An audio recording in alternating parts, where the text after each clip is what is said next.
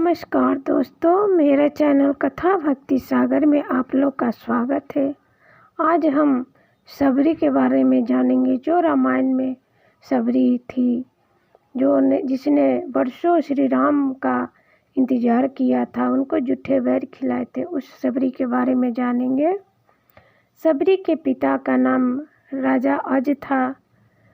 सबरी एक भील घराने की थी। आज भील जाति के मुखिया थे।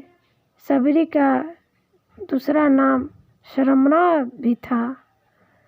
सबरी के माता का नाम इंदुमती था। सबरी जो थी, पक्षियों से बचपन में अलौकिक बातें किया करती थी। पशु पक्षी से उसे बहुत प्रेम था और वो साधु संतों को देखकर बहुत खुश हुआ करती थी। धीरे धीरे सबरी बड़ी हो गई, लेकिन उसकी कुछ हरकतें उसके माता पिता की समझ से परे था। समय रहते उसके माता पिता ने सबरी के जो लक्षण थे, उसे एक साधु सन्यासी से पूछा कि इसके ऐसे क्यों लक्षण है? ये साधु संत को देख के खुश होती है, हमेशा वैराग्य की बातें करती है। तब उस ब्राह्मण ने सलाह दी कि इसका विवाह करवा दीजिए।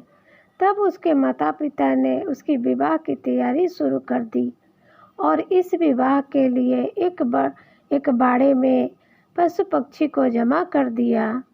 जब एक दिन उसकी माँ, सबरी की माँ जो थी, उसका बाल बना रही थी, तब सबरी ने पूछा कि माँ, हमारे बाड़े में इतना पशु पक्षी क्यों है?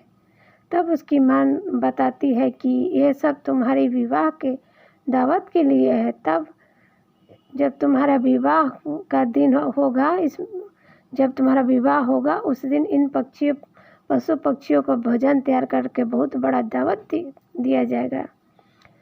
ये सुनने के बाद सबरी जो थी, शर्मना भी नाम था उसका, यह बात उसको ठीक नहीं लगी और उसने माँ से बोली कि मेरे विवाह के लिए इतने जीवों का बलिदान नहीं मैं देने दूंगी।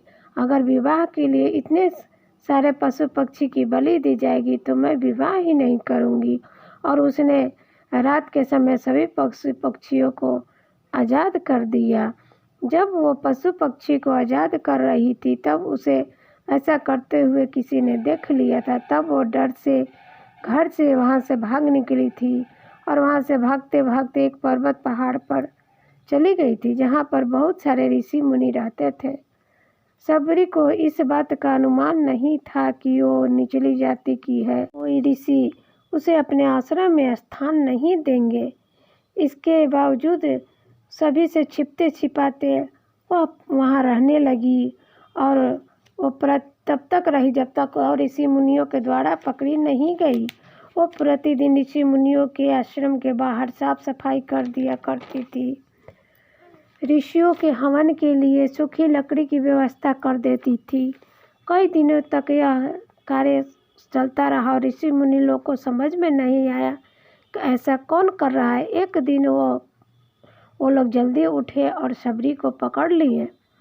ऋषियों ने सबरी को बारे में पूछा, तब उसने कहा कि मैं भील जाति की हूँ। तब सभी ऋषि उसको नीच जाति का समझकर उसको बोलने लगे, भगाने लगे।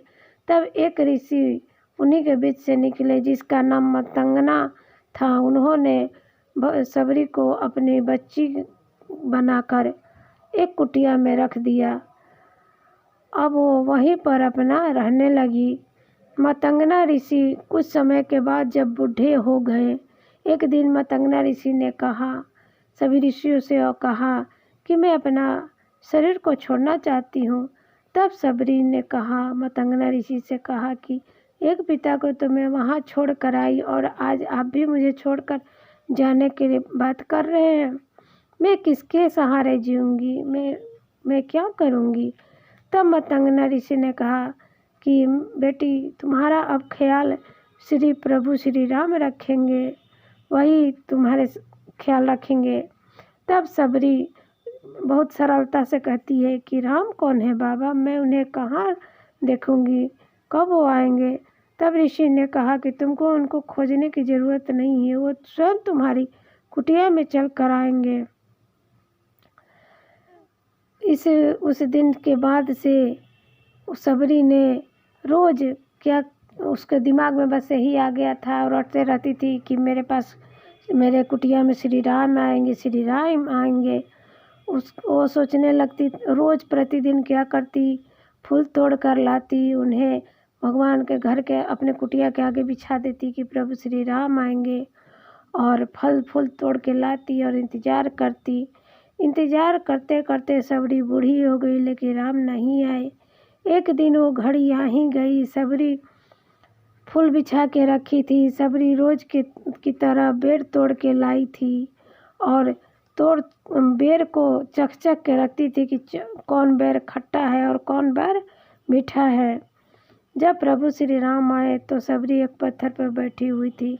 उसने प्रभु श्री राम को देखते ही समझ गई उनकी तेज से कि यही श्री राम है। सबरी ने प्रभु श्री राम का स्वागत किया। फूल तो बिछा के प्रतिदिन रखती थी। उसने अपने कुटिया पर उनको स्थान दिया और अपने जो बेर चख चख के रखे थे वही बेर उन्होंने सबरी ने प्रभु श्री राम को खिलाए। इस तरह से सबरी का इंतज़ार ख़त्म हुआ और उसके बाद सबरी का अंत हो गया और इस तरह से प्रभु श्री राम के द्वारा सबरी का उद्धार हुआ। तो सबरी वही बहुत बड़ी भक्ति थी श्री राम की, तब उसका अंत हो गया।